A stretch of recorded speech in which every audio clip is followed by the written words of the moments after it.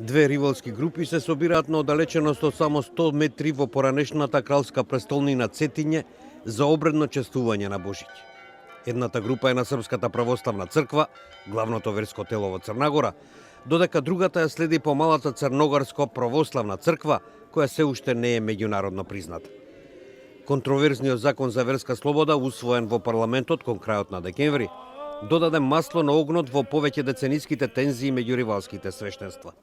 Но законот се осврнува и врз чувствителното прашање на националниот идентитет на Црнагора и нејзината врска со Србија, со која беше врзана скоро 90 години како дел од поранешна Југославија.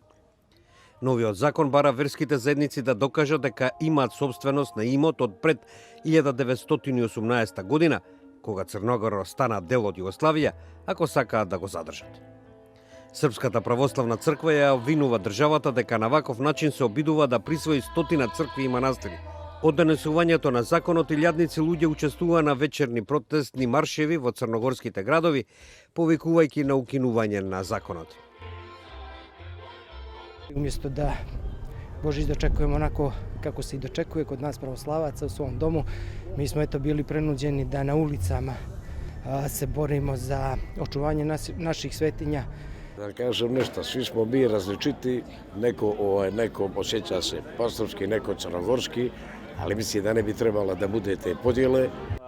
Ali nešto se nadam da uvijek ima dovoljna količina normalnih, neprimitivnih ljudi koji će stvari da rješavaju na normalan način i da razgovaraju, da bez oružja, bez pozivanja na ratne pohode. Некои аналитичари оценуваат дека црковниот проблем е еден вид војна меѓу црногорскиот председател Мило Ѓукановиќ, која доведе Црнагора до независност од Србија во 2006 година, и просрпската опозиција, која се уште чувствува приврзаност кон Белград. Критичарите го обвинуваат Белград дека ја користи црквата за да задржи влијание во внатрешните работи на Црнагора. Околу 1/3 од населението на Црнагора, од 620.000, се идентификуваат како Срби. Našoj braći na Kosovu sve.